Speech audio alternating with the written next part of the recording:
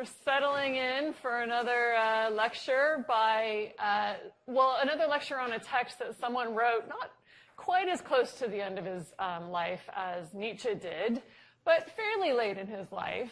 Freud wrote this text in 1930 and he died in 1939. So it is one of his later texts.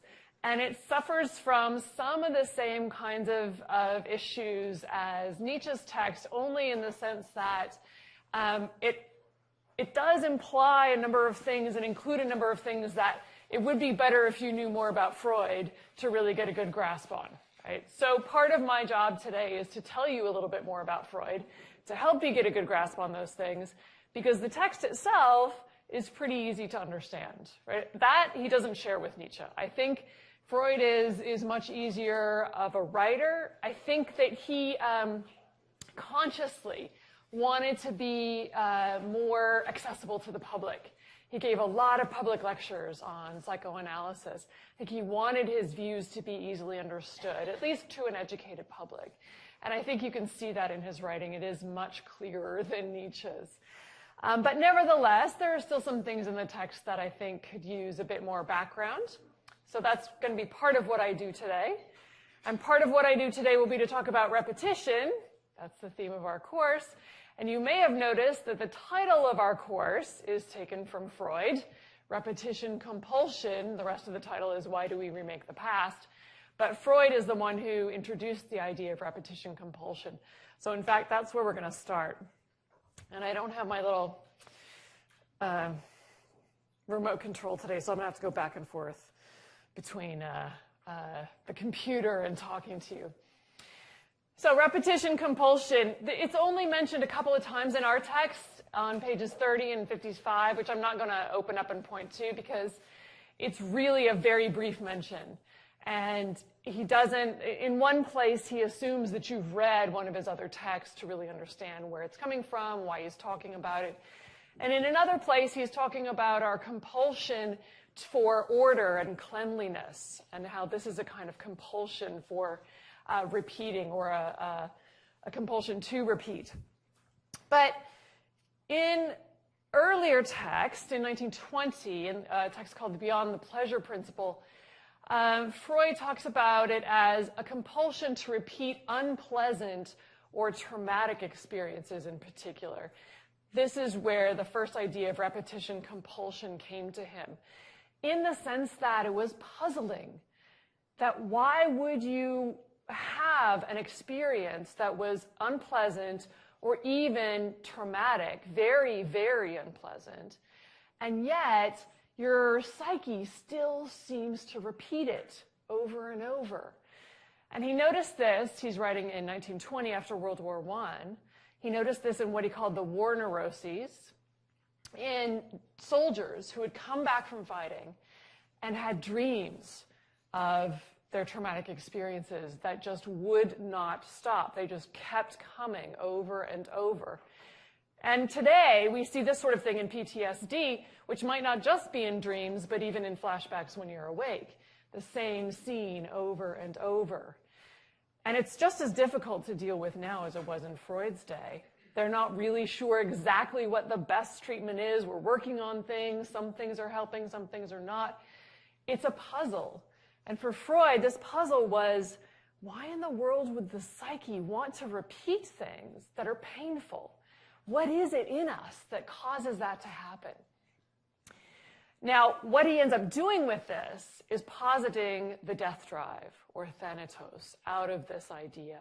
And we'll get back to that later. But that's the original idea of repetition compulsion, which made me think, okay, well, here's another text that shows us ourselves in an unflattering light. Our present, our civilization, maybe not quite as bad as Rousseau, maybe not quite as bad as Nietzsche. But Freud also is saying, look, you could think that civilization is this wonderful thing, that we've reached such a pinnacle and we're improving constantly. But there's also a lot of discontent going on, and there are also problems with civilization. And by the end of the text, it doesn't look terribly hopeful. It doesn't look like he's picturing civilization in an extremely flattering light. It looks like we're just going to kind of waffle back and forth between coming together and breaking apart, as he describes, with Eros and the death drive, perhaps in a continual struggle forever. So it is kind of another picture of presenting ourselves in our present and our culture and our society in a way that we might not want to look at, which makes me wonder, do we have a compulsion to repeat such arguments? Or do we have a compulsion to assign them to you in traumatic experiences to show you over and over, look at how problematic civilization is. Look at how problematic we actually are when we think we're heading towards grandeur and perfection. I don't know if that's the case. I just find it interesting that we're repeating this theme multiple times. And so do many philosophers. And of course, there's repetition in this text in that Freud's ideas, many of them, I think, are reminiscent of some of the things that we've read. I'm not going to draw a picture of Freud's mirror, but you could do the same kind of thing. Freud, looking at himself, he sees a number of other philosophers. And I don't know to what extent he's repeating those as a traumatic experience. I'm not ready to go that far, but he definitely does repeat a lot of the same ideas, and that's what I'll talk about today, too.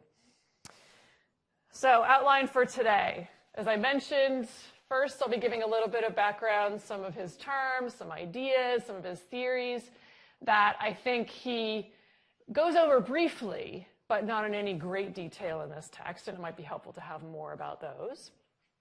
And then I'll jump into the text, our discontents with civilization. What are those? And in that section, I want to talk about how he repeats other philosophers we've read, or repeats those views. And then lastly, I want to look at a kind of repetition of the beginning in the end. Because I find the beginning a little bit puzzling to this text, the very first section. It seems a little strange to me because it raises something that just seems to get dropped entirely. And I want to say that by the end, we can kind of see a bit of returning to that theme, if not exactly a repetition. So that's the plan for today.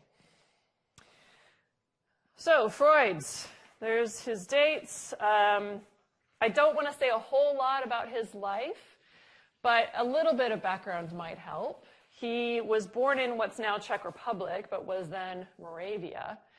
And when he was 4, his family moved to Vienna, and he spent the rest of his life almost in Vienna. I'll explain when he moved away from there. So he was in Austria for a good portion of his life. And one of his biographers, Peter Gay, writes that when he moved to Vienna in 1860, this was the opening phase of the Habsburg Empire's liberal era.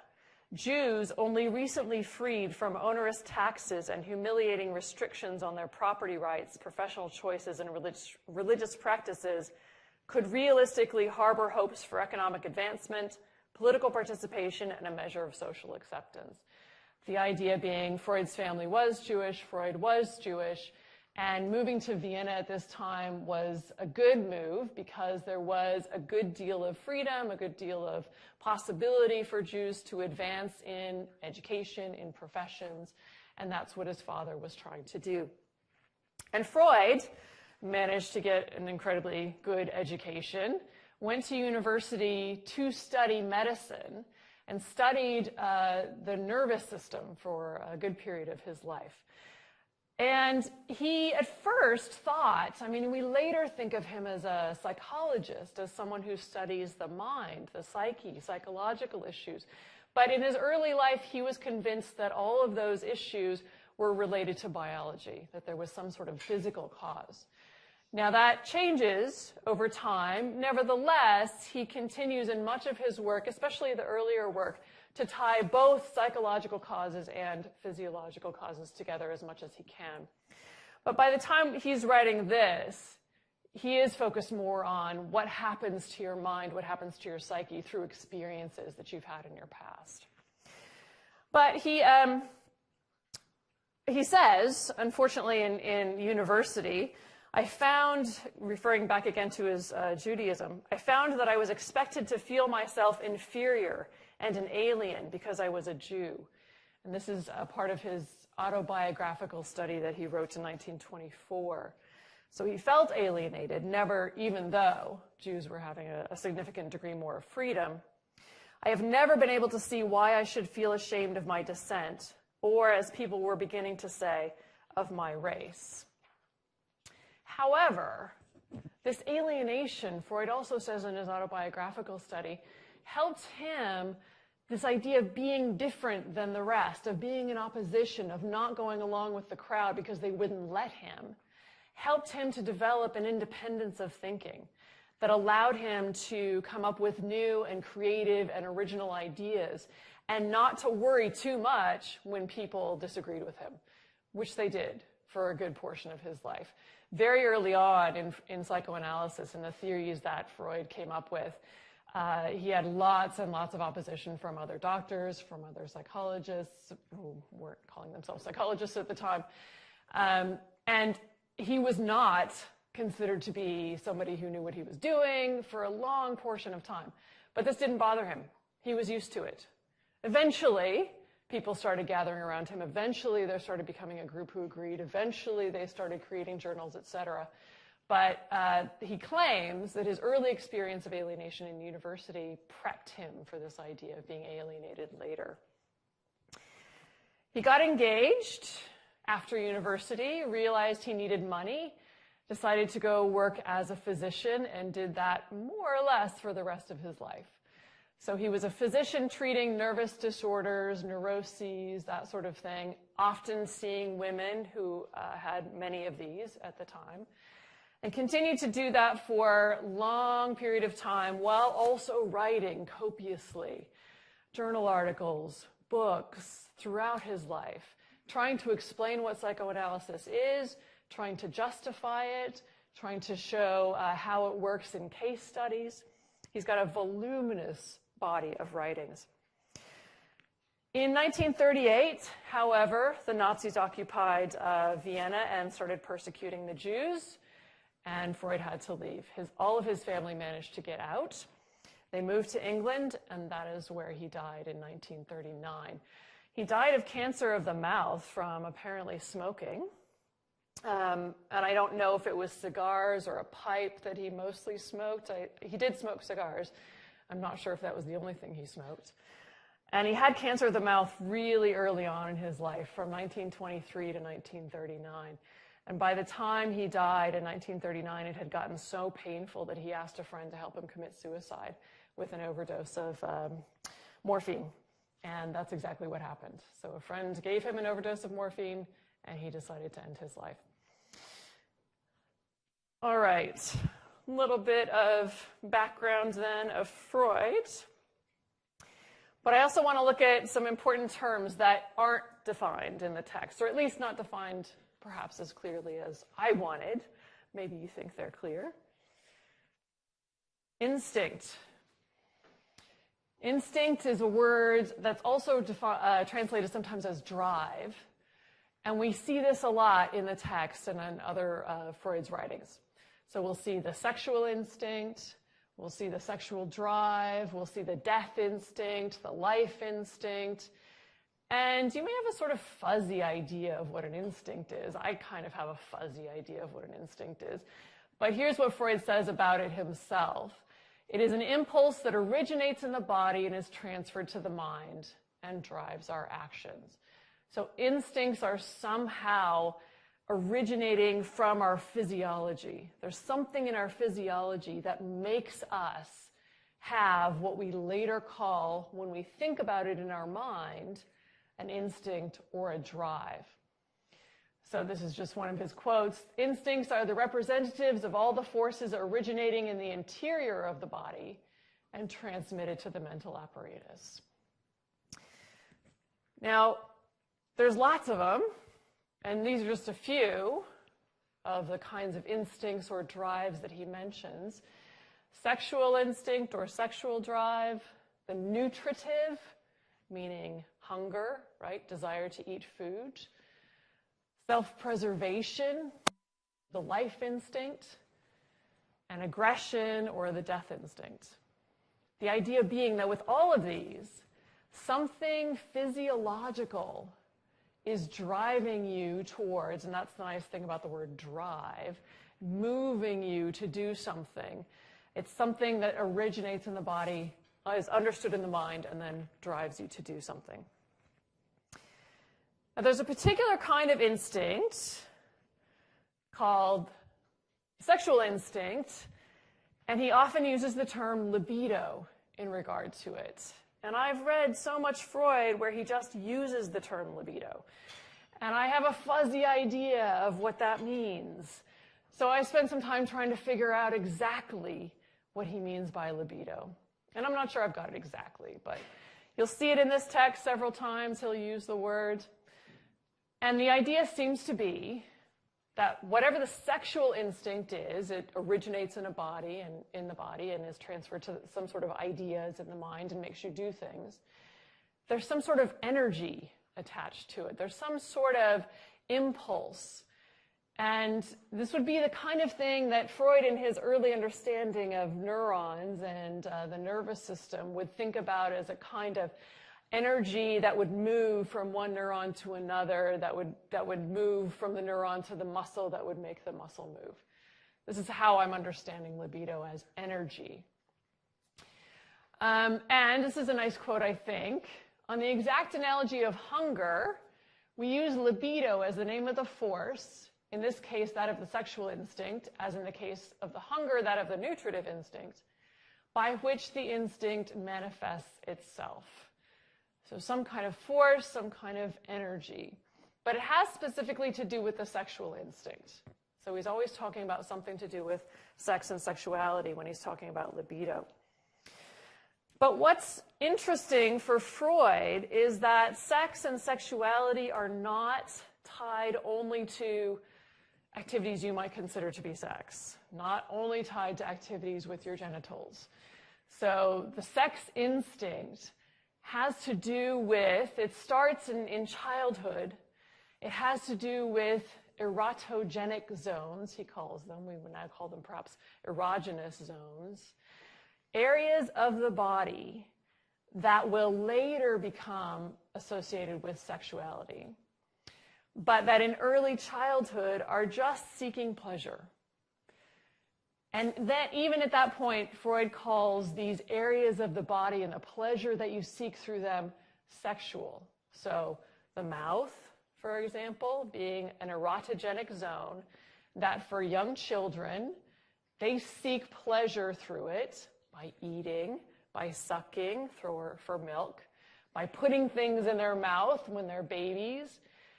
And Freud calls this a manifestation of the sexual instinct, that you are trying to get pleasure from a zone of the body that, as it turns out, will later become part of the sexual function. And the same with, he also calls the breast, obviously being something that will later connect to sexuality, and the anus as well. Children who are young get pleasure when they're learning how to potty train from holding in what needs to come out in the body, to not be too, crude about it, and choosing when to let it go. This is a kind of sense of mastery, and they feel good about this. They are in control of their bodies, Freud says at that point. And this too, this pleasure that you can get from the anal region, Freud calls it a kind of sexual pleasure. It will later be connected to sexuality. So Freud says, in another one of his texts, sexuality is divorced from its too close connection with the genitals. And I regard it as more of a comprehensive bodily function, having pleasure as its goal, and only secondarily coming to serve the ends of reproduction. So pleasure in various areas of the body, sexuality not just being about reproduction and not just being about genitals. So a lot of things in our lives can be connected to the sexual instinct, according to Freud, more than one might think. He goes on, the sexual impulses are regarded as including not just what you would think of as sexual impulses, but all those merely affectionate and friendly impulses which usage applies the exceedingly ambiguous word love.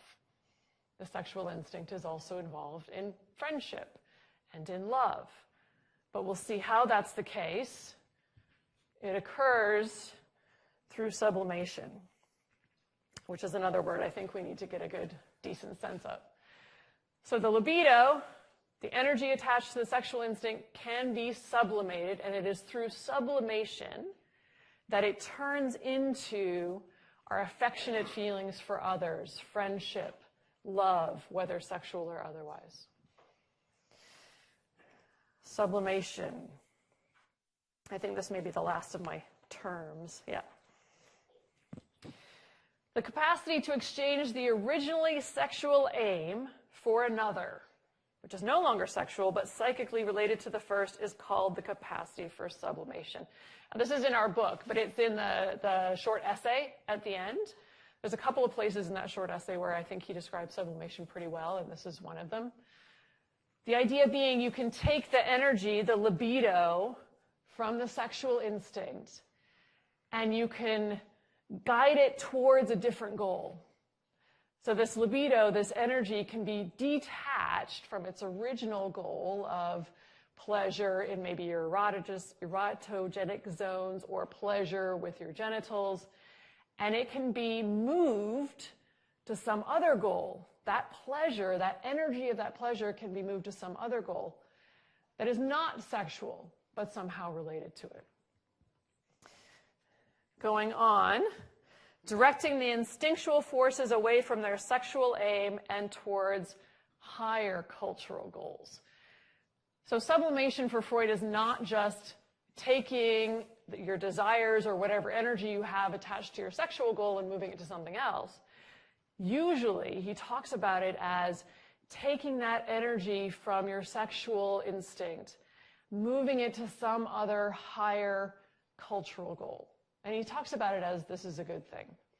He gives an example when he analyzes Leonardo da Vinci. He's got this essay called Leonardo da Vinci and a Memory of His Childhood. And he argues that we can see from various sources that Leonardo da Vinci was not terribly into sexual activity, that he found it disgusting. And what we can see instead is that he sublimated his desires, his sexual desires, his pleasures, his energy associated with that to other activities. Some of them being friendships, very close friendships with other men. Some of them being his desire to do art. Some of them being his desire for knowledge. And all of those things can be examples of sublimation. So you can not fulfill a certain goal, not fulfill a certain instinct in the way it's usually fulfilled, but that energy can be directed towards something else. And that's, he claims, what Leonardo did. And in our text, we've got a couple of examples of sublimation. He also calls it sometimes aim-inhibited libido. So whenever you see aim-inhibited or aim-inhibited libido, that's usually another way of saying sublimation. Because you're not fulfilling the first aim, that's being inhibited, you're going towards something else. So in this example, we can see an aim-inhibited libido can reinforce the communal bonds of civilization with ties of friendship. So it is possible to sublimate one's sexual instinct into affection, into friendship. Instead of just having sex with everybody, you can be friends with other people. And similarly, also in our text, you can change the aim of the libido so that you direct love, quote, not to individuals, but to everyone in equal measure. So you could have a readiness to love mankind and the world in general. This is another example of sublimation of your sexual instinct, which Freud actually criticizes. He has a bit of a problem with this particular one, but that I'm just giving it as an example of sublimation. All right. Any questions on any of that so far? Yes. Sure, I'd love one. When I was in graduate school, I was extremely impressed with a great many Discontents. When I went to the University College, a 100-year-old psychiatrist. Okay. Freudian analyst, and he said,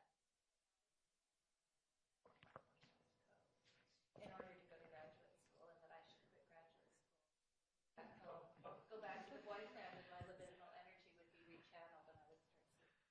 Oh dear, that sounds too Freudian to me.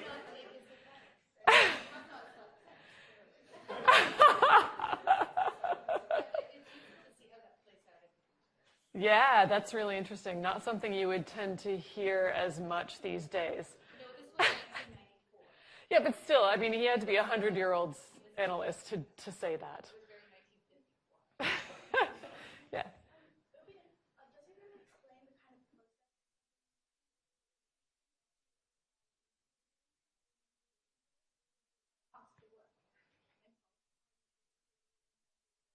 Yes. And in fact, in Nietzsche, there is a section in Twilight of the Idols where he talks about spiritualizing the passions or the desires. So he says, the church doesn't ask how to spiritualize or beautify desire, it just cuts it out. It's his claim, right? And we could spiritualize sensuality and call it love. And we can spiritualize hatred for your enemies by recognizing the value of such a hatred. And I'm not sure if he's talking about exactly the same thing, but it's a similar kind of idea in that you take the instinct, but you aim it at a different goal, right? Or you do something slightly different with it. And to some degree, this may be Freud being Nietzschean to some extent, but I don't know enough about the Nietzschean version to say exactly how that happens. And Freud, I don't also know enough about Freud's sublimation to say exactly how you can do it. Because it may not even be conscious. That's the thing. And that's what we'll get to next. What was I going to say? He also says not very many people are good at this. So sublimation is not something that is accessible to a lot of people. He even says that in this text, that this might be a useful way to deal with some of the problems of our unhappiness in life. You can sublimate your desires rather than trying to eliminate them. But this is a really difficult task, and not everybody's up to it. So, but I do think there is a possible connection with Nietzsche there. Yeah, I should look into that further. Okay, time for a bit more about Freud's past theory before he writes this text. And the first part I'm going to look at is from his earlier theory, and then he adds on more things later. So the first, earlier on in his life, he just writes about the mind as having three aspects, which he again later writes about it as having three aspects. Three seeming to be a common number, especially if you consider Plato and his view of the psyche. But at first, he just thinks about the conscious, the unconscious, and something in between called the pre-conscious. And then when he talks about the ego, the id, and the superego, those get in a way superimposed upon this earlier view. Perhaps with some modifications, but not ones that we're going to focus on today. So this is supposed to be an iceberg. I know it's not beautiful. I have trouble drawing in these slideshow things. But you get the idea, right? It's supposed to be an iceberg with some water over it. Why there's two kinds of waves. Think of the water as having two levels. I don't know. This is my best attempt. I will try and do it better next time. But one of the things that Freud is most well known for is this idea of the conscious versus the unconscious. And he wasn't the first one to think there is such a thing as the unconscious, but he really was focused on it and encouraged people to believe it and argued for it, and it was a crucial part of his psychoanalytic theory. And in one of his early texts, where is that? I think it's in 1915 or 1917. He writes, "Why should we think that there is an unconscious at all? What should make us consider that there even is such a thing as unconsciousness?" Because at the time, that was pretty radical. There were people who had mentioned it, but a lot of people thought the mind, the psyche, the mental is consciousness. There is nothing else besides that. But he just gives us some pretty simple examples and says, doesn't this suggest there might be something more? One of those examples is what he calls parapraxes, or slips of the tongue. Has anybody heard of this before? Can you give an example? Yeah, Freudian slip. Can you give an example? You don't have to. I don't know, like you're hungry and you say something about. It's hard to come up with specific examples. Yes. But the idea of a Freudian slip, and he didn't call it a Freudian slip because he was Freud, he called it a parapraxis, or a slip of the tongue, which is when you mean to say one word but something else comes out. And yet, that something else is meaningful. It's not just some random word. It actually means something, and quite often it means something embarrassing. Yeah? How many Freudians does it take to screw in a light bulb? One to turn in the light bulb, the other to hold the penis. I mean, bladder. Yeah. Yes, good job. Yes. One example he gives, which is not nearly as colorful as that, is somebody who is opening a session of Parliament saying, "This session of Parliament is now closed." Meaning they meant to say it was open, but they didn't want to open it because they didn't want to be there, right? Very simple example. Another example he gives is of a wife who is talking to somebody else about her husband, whose doctor has given him a particular diet. And she says, "It's actually a really great diet. He can eat anything I want." Freud calls this a slip of the tongue. So the idea being, there are times when our conscious mind wants to say one thing, something else comes out, and it's not just random. It seems to suggest some other process going on. So that was Freud thought, maybe there's something behind our conscious mind. Temporary gaps in memory, like when you know a word. This happens to me all the time, as my seminar can attest. What is the word? What is the word? I know the word. And you know it, and it will eventually come, but where was it? It's not conscious. Has Freud not heard of aging? Yes. Yes. I know you're too young for that. No. It's happening. Yes, and that's true, but why should that happen necessarily, right? And where is it? Where does it go? Where is that memory? When you drive or walk somewhere automatically and you don't really pay attention to what you're doing, but you get there anyway. Or you're trying to go someplace, but your body just actually drives you to the place you usually go instead. So a number of these examples are things that Freud said, look, there might be something more than just consciousness, right? And what he ended up describing was 3 levels. There is the conscious, which is pretty clear. It is that which we are aware of at any given moment. So that is pretty restricted. Consciousness is pretty small. Actually, that's why it's the top of the iceberg. Underneath that is the pre-conscious. And the pre-conscious is all that stuff like the words you can't remember, but do come to you. All that stuff that could become conscious pretty easily, but isn't at any given moment. Freud talks about something interesting with the pre-conscious. And actually, let me get to that in a minute. Sorry. I will come back to it. The unconscious being then all those things that are not accessible to you, not even with attempts like trying to remember something. They just aren't there. It's completely dark. So the interesting thing that Freud says about the pre-conscious is that everything was originally unconscious, except for what we get from the outside, like our perceptions. All of our thoughts are originally unconscious, and it's the role of the pre-conscious to censor, to decide what gets to come through from the unconscious up to the consciousness, or even into the pre-conscious. So there's what he calls a night watchman. And he has this nice image. He says, the unconscious is like a large entrance hall in which the mental impulses jostle one another like separate individuals. Adjoining the entrance hall, there is a second, narrower room, a kind of drawing room, in which consciousness too resides. But on the threshold between the 2 rooms, a watchman performs his function. He examines the different mental impulses, acts as a censor, and will not admit them into the drawing room if they displease him.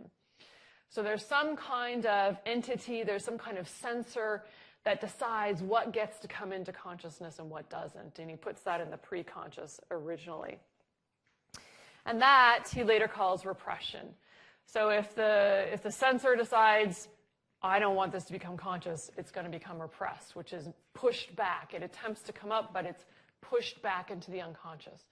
And we don't have access to it, at least in its original form. However, there is a bit of a problem, maybe not a problem, but it can lead to problems, in that what is repressed continually attempts to return. Sometimes we'll hear this as Freud's idea of the return of the repressed. He says that which is repressed exercises a continuous pressure in the direction of the conscious. It continually attempts to come up, so that this pressure must be balanced by an unceasing counter pressure. And what happens when the counter pressure, keeping it down, doesn't work, is that whatever we're trying to repress, whatever we don't want to know of in our conscious mind, as if there's some part of us that's protecting us, this sensor, it doesn't always stay down. It will come out in other ways. It's similar to Nietzsche. You try to get rid of the will to power, it's going to come out in other ways. You try to repress something, sometimes it'll work, sometimes it comes out in other ways. Now, it can come out through sublimation. You can take that drive, that instinct, that energy, or whatever sort of fantasy you might have or thought that you don't want to let into your conscious mind. The sensor could not let it come consciously in its original form, but direct it towards something else. That would be sublimation. It can also come out through neuroses. That's a problem way that it can come out. So we've got in Civilization and its Discontents on page 45 a reference to this. It's kind of an oblique reference, but I think this is what he's talking about. Beginning of section 5. Psychoanalytic work has taught us that it is precisely these frustrations of sexual life, which he has gone on and described, whom those we call neurotics cannot endure. Neurotics create substitutive satisfactions for themselves in their symptoms, but these either create suffering in themselves or become sources of suffering by causing the subjects difficulties in their relations with their surroundings and society. So when you attempt to restrict your sexual impulses, maybe you can sublimate them. Freud says this is really hard for a lot of people. Maybe you're going to end up with neuroses. And that's the situation where that energy, that libido, that instinct comes out in another way, but in a way that is harmful to you or to others, in a way that can lead you to be neurotic, like perhaps depressed, anxious, obsessional. He describes obsessional anxiety as being a way to try to keep down the thing that's attempting to come up. Another neurosis that he describes in this way is hysteria. And it's a word that had a particular medical meaning at the time, doesn't anymore.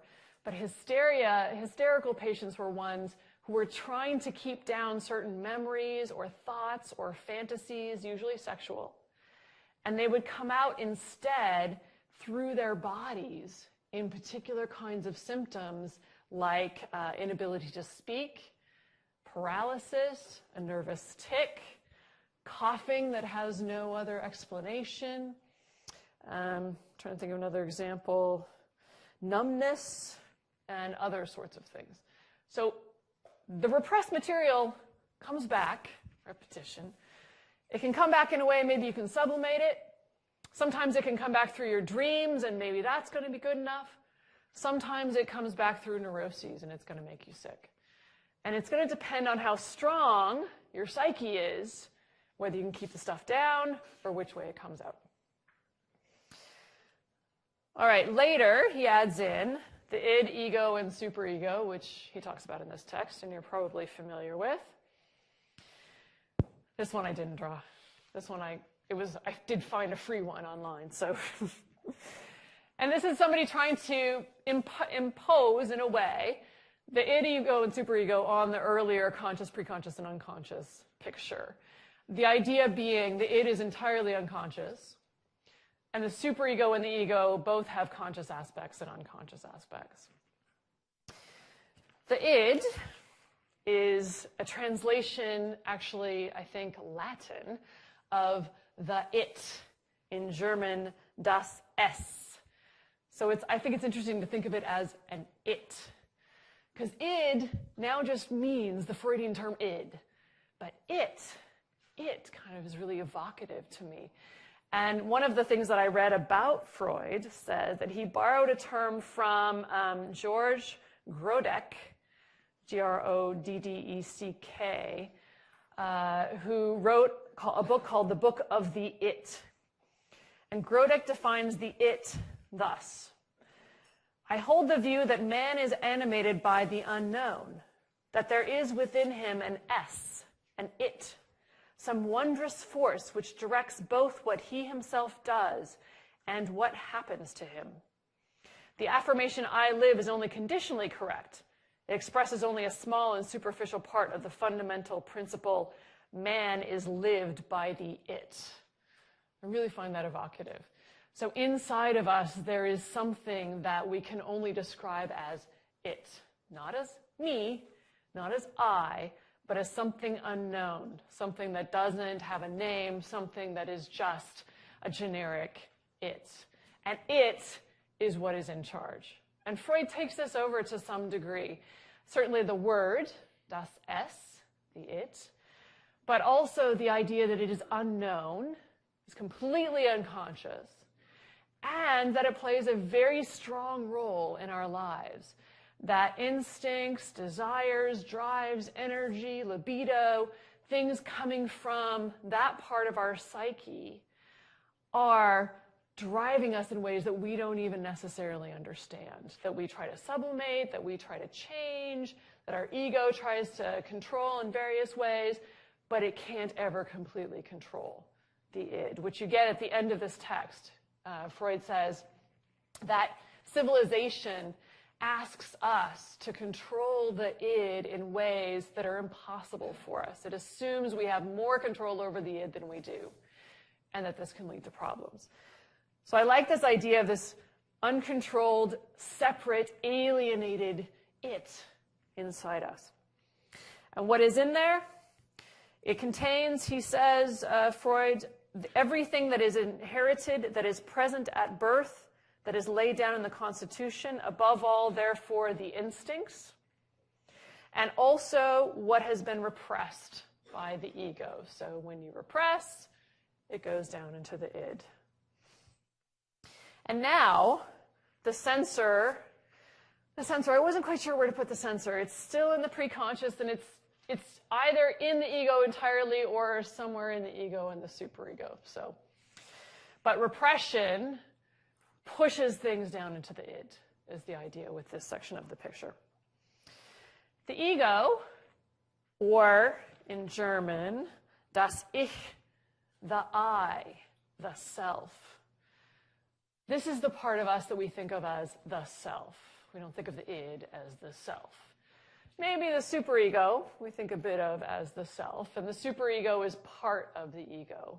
These lines between the ego and the superego, or it shouldn't be that strong because they do blend into each other. But the ego has the purpose of trying to allow the id to express its instincts, or to try to fulfill its instincts in connection to the external world, such that the ego has to mediate between what's going on out there and what the id wants, and decide when the id's instincts are going to be expressed or fulfilled and when they're not. Now, Freud describes this relationship between the two with terms called the pleasure principle versus the reality principle, which you also see in your text. The id operates on the pleasure principle, meaning it simply seeks pleasure. It seeks immediate gratification. It doesn't care about reality. Your id is the place of your need for immediate fulfillment of whatever your desires are. The ego is what brings in the reality principle. The ego is what has to pay attention to what's actually out there in reality. What's possible for you to do? What's desirable for you to do? Because if you do that, what are the consequences going to be? So all that stuff means that the ego takes reality and what do I want to say? I want to say it's, see, it's that word thing, right? It happens to me all the time. Getting older. It filters, there we go. It filters the id through reality. So here's a quote. The ego seeks to bring the influence of the external world to bear upon the id and its tendencies, and endeavors to substitute the reality principle for the pleasure principle, which reigns unrestrictedly in the id. The ego represents what may be called reason and common sense, in contrast to the id, which contains the passions. So there's a way in which you might think of the ego as more related to reason. I mean, if we have reason anywhere in our psyche, it would be in the ego. Whereas the id is more like the passions, more like the instincts. The ego also has the task of self-preservation. So anytime you're worried about danger from inside or outside, it is the ego that takes care of that. And it is in charge of voluntary movement.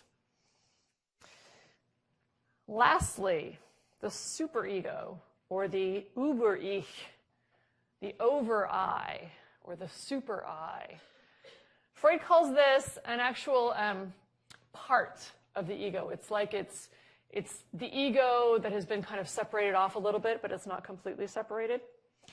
And this one you're probably familiar with. It results from an identification with your parents. Most specifically, Freud talks about your father being those people who told you rules, prohibitions, requirements on how you ought to live, including moral rules, but other kinds of rules as well. And eventually you take those into yourself as part of your psyche, and you give those rules to yourself. That being the superego. Freud says in 1917 in one of his books that the superego works very much like your parents. Your parents gave you rules. They govern you by offering proofs of love and by threatening punishments. And the superego does the same. It gives you rules, it governs you, it offers love, and it also offers punishment. To me, that means whenever you feel like you feel good about yourself because you've done something good, you've done something that you ought to do, you get this sense of love, you get this sense of approval, you get this sense of self-affirmation. Freud seems to be suggesting that's coming from the superego. And whenever you've done something that you're not supposed to do, you feel guilt, it's a kind of punishment, as your parents would have punished you. But other authority figures beyond your parents also affect your superego. So your teachers, your role models in society, government leaders, if you think of them as role models in any way, those kinds of ideas, those kinds of images would also help to form the superego. So here's Freud's picture of the id, ego, and superego, and unconscious, conscious, and preconscious. So the id is entirely unconscious. The ego is somewhere in between the unconscious and the preconscious, and so is the superego. And I like this picture because the superego is kind of like just a part of the ego. It's not completely cut off from it. And the consciousness is the PCPT-CS on top. That means perception, consciousness. It's just this little tiny bubble on the top. Right? And Freud says on the text that this comes from, the space occupied by the unconscious id ought to have been incomparably greater than that of the ego or the preconscious. I hope that you will fill that in your minds, he says. So other than that, this is the way he does the picture. The poor ego, then, has to struggle with three masters, he says. It has to struggle with the external world, which imposes reality. It has to struggle with the id, which says, I want, and I want pleasure all the time. And it has to struggle with the superego, which imposes, beyond reality, other rules, especially moral rules. You may not do this. I don't care what the id wants. I don't care what reality is. You may not do it. So Freud talks about the ego as being kind of battered on all sides and struggling to remain coherent and continually being threatened with anxiety when it can't do all those things. Okay. Next one is Eros and Thanatos, and I will wait on that one until after the break. So yeah, let's take a 10-minute break, and we'll come back, and then after this, I think I'm getting into the book more carefully. Okay, so back to a little bit of background, which isn't so much background anymore, because now we're starting to get into the text. Eros and Thanatos. Freud doesn't actually use the word Thanatos in this text. He uses the word death instinct, but you do hear the word Thanatos in connection to the death instinct sometimes. So I may put that on here occasionally. The life instinct. What does that mean? Well, it means just exactly what it sounds like, self-preservation. So we have an instinct to life. We have an instinct to preserve our life. But also in 1920, he said it has to do with self-assertion and mastery. So that somehow not just preserving your life, but being self-assertive, mastering things could be part of the life instinct. And I wish I had my thingy.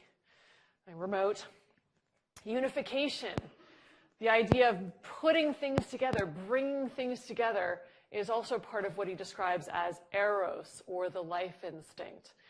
And in Ego and the Id, which I think was from 1923, there's this quote, Eros, by bringing about a more and more far-reaching combination of the particles into which living substance is dispersed, aims at complicating life and at the same time, of course, at preserving it. Now, when he's talking in this particular section of the ego and the id, he is talking about organic life coming together in bigger and bigger entities. So single-celled organisms coming together in multiple-celled organisms, coming together into bigger organisms. So that there is this instinct to life that works even on a cellular level, he says in some of his earlier works, in such a way that it leads them to come together. Now, this is partly metaphorical, because it's not like every time you get a group of little individual celled organisms together, they're going to clump into a larger multi-celled organism. It's partly his sort of origin story of life, beginning with a single-celled organism and eventually moving to multi-celled organisms. But his point is that this moves through whatever the history of that evolution of life is. It moves through unification. That we start with small, we bring the particles more and more together. And maybe it doesn't continue forever. Maybe we're not going to, continue to have larger and larger units. But that, he claims, is the way it worked. But it also works in communities, because in Civilization and its Discontent, he's talking about eros being the drive to come together in communities of individuals. So it's not just on an organism level, but also between organisms. And a nice quote from 55, eros is the drive to preserve the living substance and bring it together in ever larger units. Not just organisms, but also communities. And lastly, eros includes the sex drive. So sometimes he'll talk about eros and libido together. But you can also think about this just makes sense if you're thinking about eros as unifying, as bringing together. The sex drive brings together. The sex drive preserves life in the form of reproduction, right? So the sex drive is also going to be part of eros. Thanatos, the death instinct. This is an interesting one because he says basically what happens is there is an instinct to return to what has been before, namely the inanimate state. That there is something in us, in all organic creatures, in all organic beings, that strives to move towards the sort of prehistory of life, inanimate state, lack of life, death. And that's true of individuals as well. There's something in us as individuals that pushes us towards death.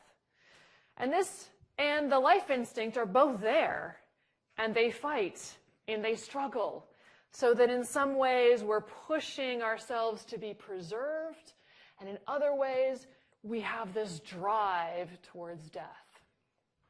Very interesting. The death instinct is also a matter of breaking apart. If the eros or the life instinct is unifying, the death instinct breaks apart. It seeks to, on page 55, break down these units that are formed by eros and restore them to their primordial organic state. You can think about death in this way. Death is a breaking apart of our pieces of our body, maybe not literally when we die, but eventually it starts to break apart and goes back to its primordial organic state. But it also happens in communities. The death instinct is that which, even though we try to bring ourselves together, drives us apart in communities, so that it pulls us apart from actually being friendly and working together. And the aggressive drives are part of the death instinct. And the death instinct as aggression comes from turning, in a way, your desire for death towards yourself. It's aggressive towards yourself. But you can also turn it towards others and be aggressive towards others. So our desire for aggression, Freud says this is instinctual, it's something we can't get rid of, comes from this death drive, comes from the drive to destroy, the drive to be cruel, is related also to the death drive. So we can do it against ourselves. The superego engages in aggression against the ego whenever the ego does something that the superego says it shouldn't. You can engage in aggression against yourself through guilt. He also describes masochism. Masochism is an interesting combination of eros and the death drive, because eros is involved in masochism insofar as masochism is a sexual activity. So you're bringing together, but at the same time, you're mixing it with the death drive and the aggressive drive, which is the masochistic part of the sexual activity. Similar with sadism, but turning the aggression towards the other person. An interesting mixture, Freud says, of sex, eros, and the death drive, aggression, putting together in a single activity. Or you can just be aggressive towards others in other ways that are not sexual, right? So it would just be cruelty, destruction. Trying to think of another word. Lastly, he posits the death drive as existing partly from, gets the whole idea, from this compulsion to repeat. Compulsion to repeat a traumatic experience, something that was unpleasant, something that it makes no sense why the body or the mind would want to repeat this thing over and over again.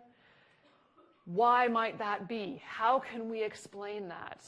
Freud comes up with the death drive, the death instinct, thanatos, the aggression, the idea being we aggress against ourselves. There is something in us that seems to need or want or pushes us towards self-aggression and even towards death and destructing ourselves and destroying ourselves, which would explain, he says, the idea of the compulsion to repeat traumatic experiences. He can't think of any other explanation for it. It's not therapeutic. It doesn't help in any way. Repeating it over and over and over and over again doesn't make you any better. He says maybe there's something in us that forces us to do that. And he calls it a death instinct. Now, this is pretty late in his life when he comes up with both of these, and they're not terribly popular for everyone, as he admits in this text. But I think it's a really evocative idea that within us there is this struggle between wanting to preserve life and wanting to get rid of it. I mean, Freud even says at one point that, part of us is pushing as hard as we can to preserve our lives, and part of us is drawing us back from that and moving us in the other direction. And there's a sense of tension continually. This also reminded me of the same picture I showed for Nietzsche last time, which was my description of reading Nietzsche and the way that the book feels to me. It feels like it's in fragments, Nietzsche's Twilight of the Idols. And I think of the death drive as continually trying to destroy unities, trying to break things up into fragments. And the eros is trying to put them back together, but the death drive breaks them back apart. So that picture just came to mind again. So what we get is life as a struggle. Page 58, the struggle between eros and death, between the life drive and the drive for destruction is the essential content of all life, which is a kind of depressing picture, but perhaps not. It is certainly something that goes against what Plato wanted in a way as the unity of the psyche, that we should have this harmonious psyche, this harmonious self that is not breaking up into different parts, that the reason should be in charge and the spirit should follow what the reason says and the appetite should be under control and it should all be this nice harmony. That's not really exactly what's going on with Freud and his picture of life, at least in terms of the life instinct and the death instinct. Okay, I want to get into the text now a bit more. And through this discussion of the text, I'm also going to try to point to where I think Freud is repeating or at least revisiting some of the same ideas as other philosophers. So I want to ask you, it's a picture of Freud, obviously, what other philosophers did you get reminded of by reading this text? And how? Is there anything in Freud that reminded you of something somebody else has said?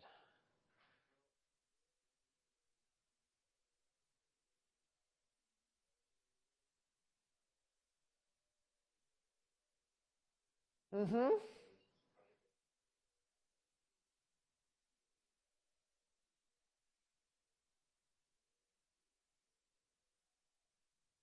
Okay, Rousseau believed what? I'm sorry, I missed.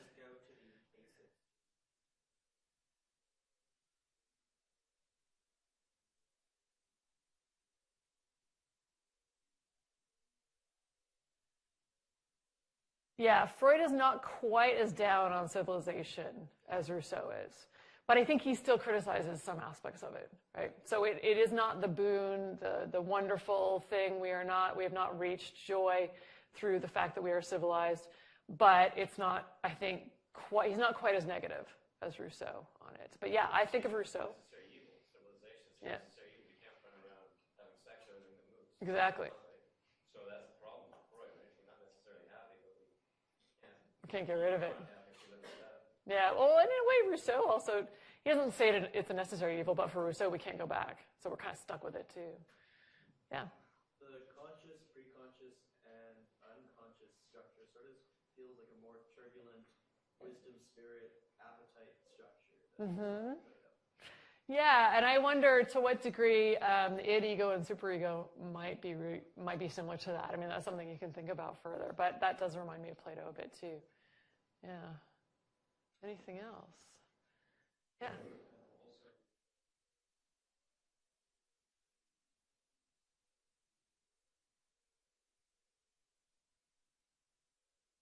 Yes. Yeah, exactly. Yeah, that's something I want to talk about here in a bit. Definitely. So there's resonances of Plato for sure. There's, returning to the same ideas as Rousseau.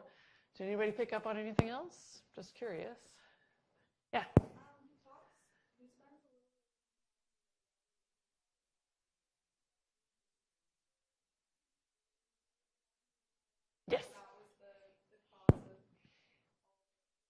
Yeah. So he, I guess he disagrees with that. And then communism and Yep. Yeah, he definitely does not think private property is the main reason why we are aggressive, I think is where that came out. Whereas for Rousseau, you can get the sense in his text that private property is a big turning point. Right? There's another one I thought. Yeah. He also sort of parrots Hobbes when he says that the relationship between the will of the individual, that is to say, Okay. that's pretty much. Yeah, and his description of human beings being savage beasts and not being gentle only unless they need to defend themselves. I can't remember exactly where that is, but I think I have it on a slide. Sounded very much like Hobbes, that we're not just gentle creatures who are not worried about other people. We'll only defend ourselves if we need to, which kind of more sounds like Rousseau, but rather, we will stand up for each other. We will kill each other. We will be cruel to each other, which sounds more like Hobbes. And of course, the idea that we need civilization in order to be able to have security, too. There's one point in the text in which he says, we may be unhappy with civilization, but we've traded some of that unhappiness for a good measure of security, which is really important, and that also sounds like Hobbes. Right? Okay, well, here are the people that I thought of. So Freud, behind Freud. I got Nietzsche. I have a lot on Nietzsche. So maybe it's just because I just lectured on Nietzsche, but I think there's a ton of stuff that's similar to Nietzsche in here, so I'll go over that.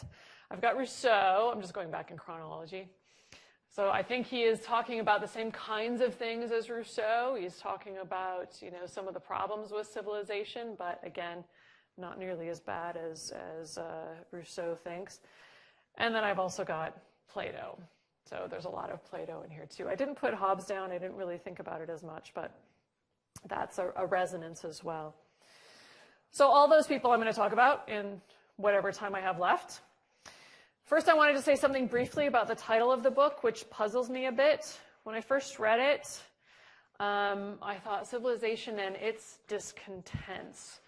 Does civilization have a discontent? Can civilization be discontent? What does that mean? It didn't, just grammatically didn't make sense to me. And then I thought, well, it's probably individuals being discontent.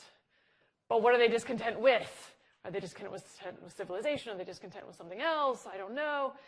And then I read the preface to our text, and I'm assuming we all have the same one, but I think some of us might not. This is Penguin Modern Classics. And so the preface, if you have a different version, may not be there. But in the preface to our text, the translator's preface, he points out that the German, if you were to translate it directly into English, would be unease or malaise or discomfort in civilization, which then makes more sense to me. It is how we are uncomfortable in civilization, right? How we have discontent in civilization. And apparently, Freud suggested this English translation, man's discomfort in civilization. But that isn't what ended up happening. It's civilization and its discontents. So it took me a while to figure out what I thought the title might mean. But I think this helps me understand what he's trying to get to. Which reminds me of Rousseau. If people are discontent, we have disease, we have malaise in civilization, that being the same kind of thing that Rousseau is talking about. But the discontents are very different. For Freud, these are the discontents that I found. There may be more. These are the ones I'm emphasizing. Am I making that noise? It's driving me nuts. Should I not move? I don't think I can do that. Okay, I'll try not to move as much. Okay. So there may be more discontents. These are the ones that I came up with. One being from page 51, the holding back, the inhibiting of our instincts. Specifically, he mentions two. One is our sexual instincts and also our aggressive instincts, which come from our death drive. If civilization imposes such great sacrifices not only on man's sexuality, but also on his aggressivity, we are in a better position to understand why it is so hard for him to feel happy in it. So somehow, some of the problems with civilization, the reasons why we feel discontent, are due to inhibiting our instincts. And the individual and cultural superegos, this is at the end of the text, make demands that we can't fulfill. They require us to control the id further than is possible. And when we can't do that, that leads to guilt. And guilt, he says, the sense of guilt is the most important problem in the development of civilization. And the price we pay for cultural progress is a loss of happiness arising from a heightened sense of guilt. So on page 71, he's actually saying, you know, it may seem like I'm talking too much about guilt in this text. It may seem like the whole text has been talking about something else, but now I'm just emphasizing guilt. And he says, but that's actually the point. And this is the beginning of, for those of you who have a different version, it's the beginning of section 8, I think. Yeah. He says, the intention of this study is to present the sense of guilt as the most important problem in the development of civilization. This being one of the crucial aspects of what he's trying to say. So first, there's the problem that we try to inhibit our instincts. Then, and in relation to this, the superego of our individual self and of culture is asking us to make demands that we can't fulfill by asking us to inhibit these instincts. And the result of that is guilt. And guilt is the big problem, apparently, with civilization. Okay, I want to do a little bit of introduction to these discontents by looking at Plato. Some of this you've already got, and I'll move pretty quickly through this. So both Freud and Plato think the self and the psyche are similar. The self, the psyche, and the community are similar. And this is going to be by way of introducing how we got to the point where we are so discontent with civilization. So in Plato, justice is the same in both. The soul and the city have 3 parts, and they are analogous. And as Tom said earlier, for Freud, there are similar aims and processes, similar aims of the processes of civilization and the development of the individual. The one being to create a unified mass consisting of many individuals, the other to integrate the individual into such a mass. And what he says about the ego in this regard is interesting. Let me find it. Oh, sorry, it's not there. He talks about the ego or the individual trying to unify itself as well. So the community tries to unify itself, the individual tries to unify itself. And the ego tries to do that by bringing about, and this is in a different book, harmony among the forces and influences working in and upon it. So that the ego needs to try to bring the demands of the id and the external world and the superego into harmony, which is similar to what the community tries to do when it tries to bring the parts of the community into harmony. The struggle of Eros and the death drive occurs in both the individual and the community, so there's another analogy between the self and the community. And the community also has a superego. The individual has a superego, the community has a superego. So whatever ethics that community has is like coming from the community having a superego, which can also punish you or reward you if you don't get it right. So that's just showing how I think Freud and Plato are similar in looking at the community and the self as being analogous in a way. But then there's also a similarity with Freud and Plato on this idea of unity. I think that's where I have this quote that I was trying to look for. So for Plato, he emphasizes unity in the state and in the person. The state should be unified. We should avoid civil war. The soldiers and the producers should all follow the rulers, and we should all think that the ruler should rule. We shouldn't try to have families between the rulers and the soldiers, but we should all think of ourselves as a single family, live together in communities, in barracks, so that we don't start to think of each other as separate. We don't want to have, Plato says, in the state, very rich people and very poor people, because that could lead to a division in the state between rich and poor. So there's numerous ways in which the state should be unified. And the psyche, or the soul, for Plato, should also be unified, as I've already mentioned. Reason should be in control. Other parts should agree with that, and it should all aim towards doing the right thing or being just. But similarly, for Freud, and here's the quote I was looking for earlier, the psyche also should be unified. The ego tries to bring about the harmony among the forces and influences working in and upon it. So similar to Plato in that regard. And another point that's saying almost the same thing. An action by the ego is as it should be if it satisfies simultaneously the demands of the id, of the superego, and of reality. That is to say, if it is able to reconcile their demands with one another. So that the ego has the charge of trying to harmonize everything, trying to put every aspect of ourselves together in some kind of coherent picture, which it's constantly struggling to do, and it's very difficult to do, but that's the job of the ego. So I think there's some similarities to Plato there.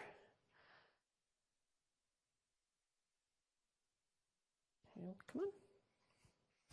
And unity and community for Freud. These are quotes from the text. You don't necessarily have to write them down. You can just write down the page number.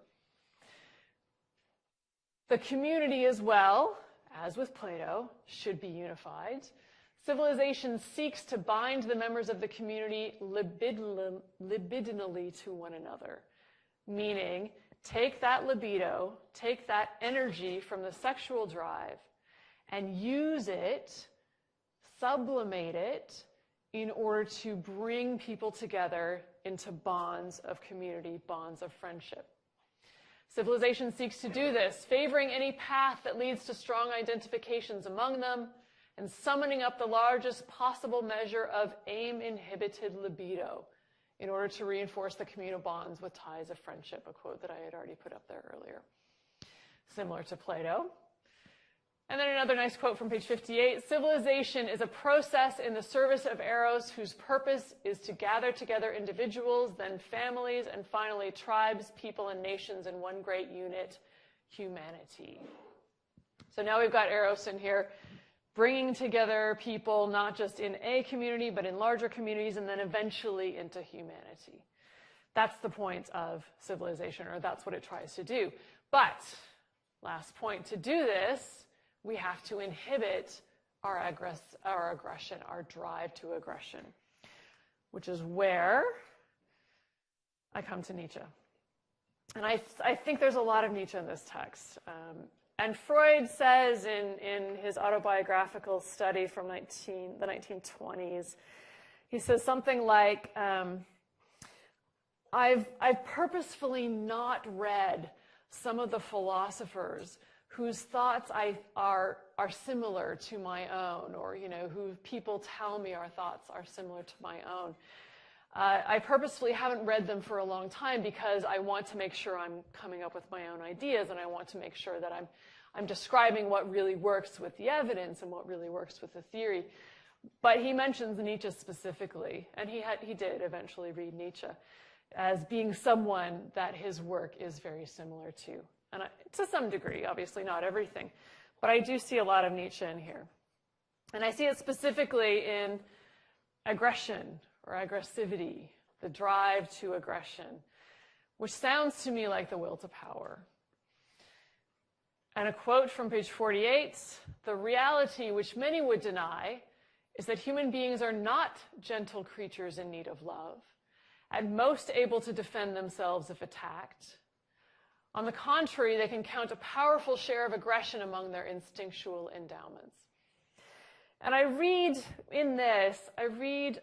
or I hear maybe an echo of Rousseau or of a criticism of Rousseau, rather, where in Rousseau's, what's it called, Origin of Inequality, he says that he criticizes Hobbes for thinking that humans are naturally going to be attacking each other.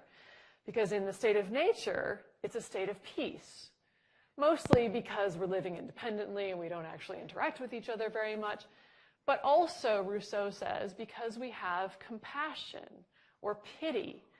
And compassion leads us to not want to harm another fellow being. It's that sense of distress when we see another fellow being being harmed. So Rousseau says we wouldn't naturally be aggressive. We wouldn't naturally be cruel. And I think this is saying the opposite, along with Nietzsche. There is, in our nature, not just because of civilization, the drive to cruelty, the drive to aggression. This is true of Nietzsche as well. You know, Rousseau agrees that we do eventually start to become aggressive. We do eventually start to fight. We do eventually start to become competitive and warlike, but he blames it on civilization. If we didn't have civilization, that would never happen. Naturally, that wouldn't be the case. Both Freud and Nietzsche are saying naturally, it would be the case. That's part of our nature. So another nice quote that feels to me a bit like Hobbes.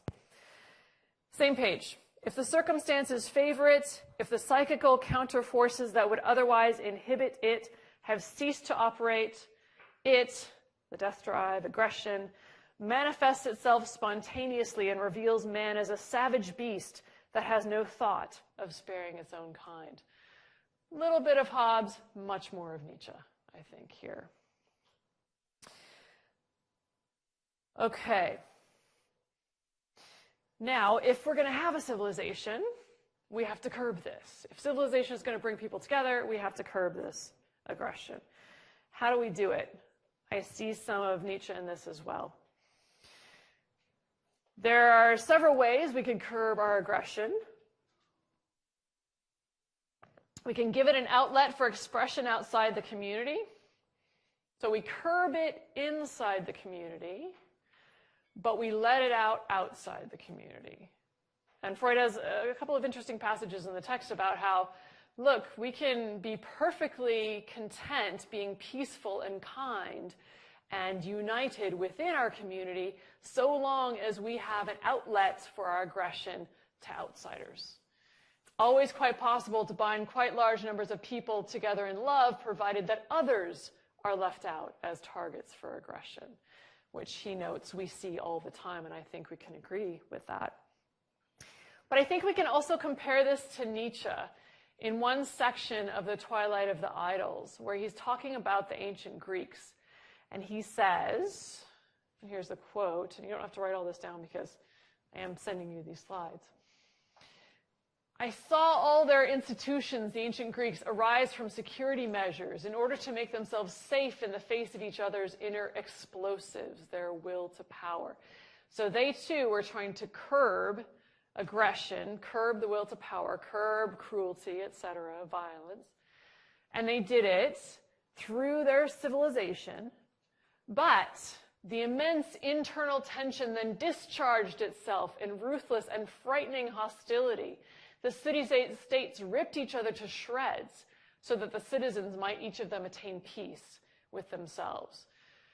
So one way you can curb aggression, if you're going to have a civilization, if you're going to have a society that hangs together, is to just send it off somewhere else, right? Don't be aggressive inside, be aggressive outside. Because it's not like we can just get rid of aggression entirely, right? It's very difficult. And I see a bit of Nietzsche in that one. Here's another way to curb aggression.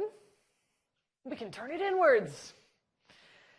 If we don't discharge it outwards, whether against other people in our society or against people outside our society, then it turns inwards. And this is from Civilization and its Discontents, I should say that, page 60. The aggression is then introjected, internalized, actually sent back to where it came from. In other words, it is directed against the individual's own ego. The idea being, again, you can't get rid of our aggressive drives. You can make them outwards to other people. If you don't do that, they can be turned inwards against yourself. And this is where the aggression of the superego against the ego in the form of guilt comes in. Why do we have guilt? Why do we punish ourselves? In part, it is the natural aggressive drive being turned inwards against ourselves, which should, I hope, ring a bell with Nietzsche as well. The superego becomes aggressive towards the ego through the sense of conscience. And I think I have it on another slide, but this is very similar to Nietzsche, so I'm just going to jump to another slide. Sorry, we're running out of time, so I'm going to jump to Nietzsche. Freud and Nietzsche on the return of the repressed. It is remarkable, Freud says, that the more a man checks his aggressiveness towards the exterior, the more severe, that is, aggressive, he becomes in his ego ideal. And Nietzsche says something similar, that you cannot get rid of the will to power. If you try to, it's going to come out in other ways, including against yourself. So the more you try to check it outside, the more it becomes severe inwardly. And similarly, on page 65 of our text, any aggression whose satisfaction we forego is taken over by the superego and increases the latter's aggression towards the ego. Can't get rid of it, it's going to go inward. And a nice quote from Nietzsche. And this is not from our text that we read from Nietzsche. It's from the Genealogy of Morality, but I think it's very similar. All instincts that do not discharge themselves outwardly turn themselves inward. It's exactly the kind of thing that Freud is saying. Hostility, cruelty, pleasure in persecution, in assault, in change, in destruction, aggression, all of that turning against itself, all of that turning itself against the possessors of such instincts, that is the origin of bad conscience, which is also, for Nietzsche, guilt. It's almost exactly the same thing that Freud says. Guilt is aggression against the self coming from the inability to express that aggression towards the outside.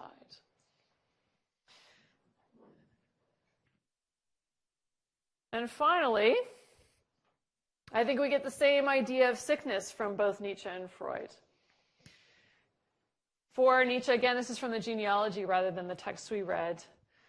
I take bad conscience or guilt to be the deep sickness into which man had to fall under the pressure of that most fundamental of all changes he ever experienced, the change of finding himself enclosed once and for all within the sway of society and peace. When we enter into civilization, we have to curb some of our instincts. We have to curb some of our instincts to the will to power. And when we do that, if we can't express them outward, they turn inward. We develop self-loathing, we develop aggression towards ourselves, we develop hate towards ourselves, we become sick.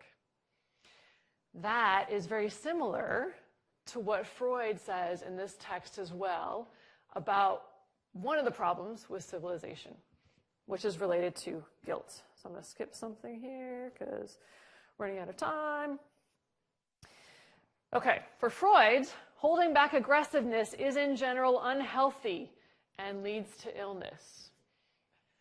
If you try to keep from doing it, if you try to get rid of it, it's going to lead you to an illness.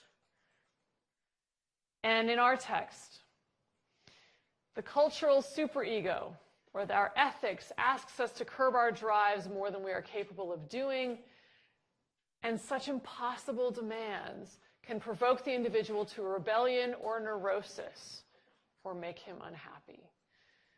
So Nietzsche talks about us getting sick from trying to get rid of our drives. Freud talks about us getting sick from trying to get rid of our drives.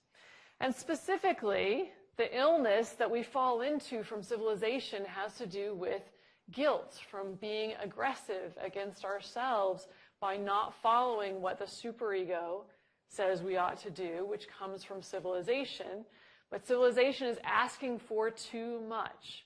We can't do everything the civilization asks. We can't love our neighbor as ourselves. We can't continually stop our aggressive instincts. And thus we end up with sickness, with neurosis.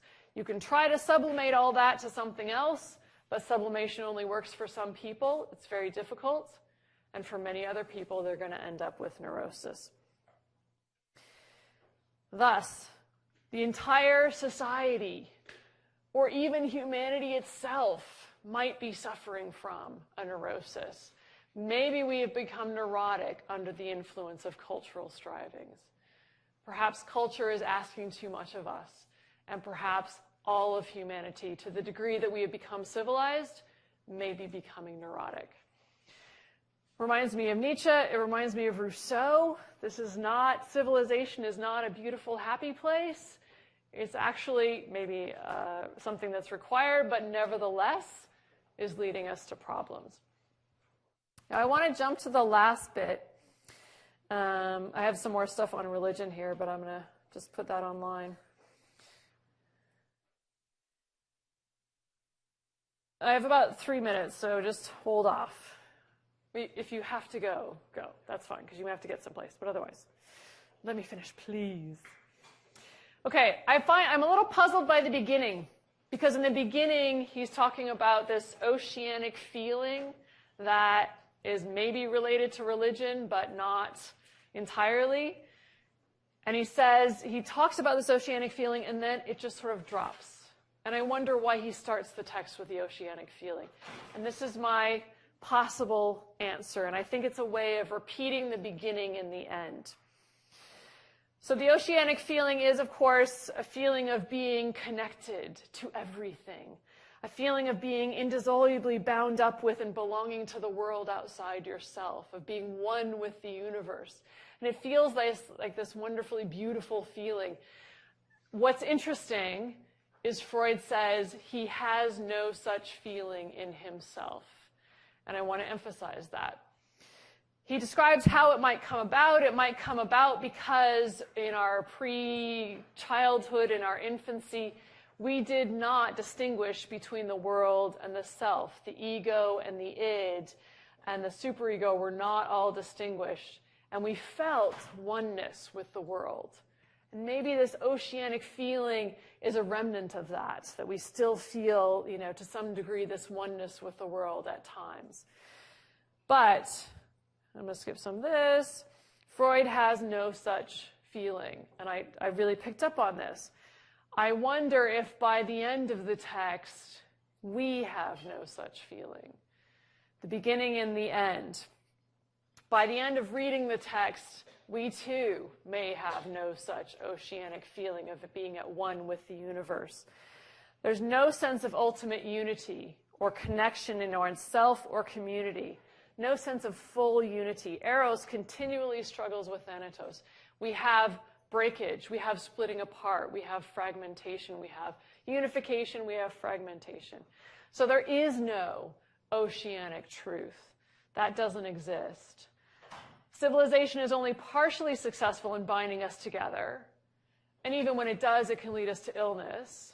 So the idea of being one with everybody, I can see why Freud doesn't have that feeling. And religion, that the oceanic feeling can connect to, is just a way to delude ourselves into thinking such a unity is possible. That's from some slides I didn't get to. So I wonder, by the last paragraph, I can see why Freud doesn't have an oceanic feeling. It's not clear that we're going to get unity. The very last paragraph is very ambiguous and very ambivalent. Things have gotten to the point where we can kill each other very easily, he says. And he's writing this, of course, in 1930. This is after the First World War, where things are heating up again slowly towards the Second World War. We are breaking apart. We can kill each other with ease. And now it is to be expected that the other of the two heavenly powers, immortal Eros, will try to assert himself in the struggle with his equally immortal adversary. But who can foresee the outcome? We might hope that there's going to be unity, but who can foresee the outcome? It's probably just going to be a continual struggle. Freud can't see the oceanic feeling. By the time I'm done with this, if I agree with him, I don't have it either. It's just a delusion. Everything is struggle of unity and breaking apart, unity, breaking apart. Okay, I think that is it. I managed to make it to the end by skipping some stuff, so thank you very much.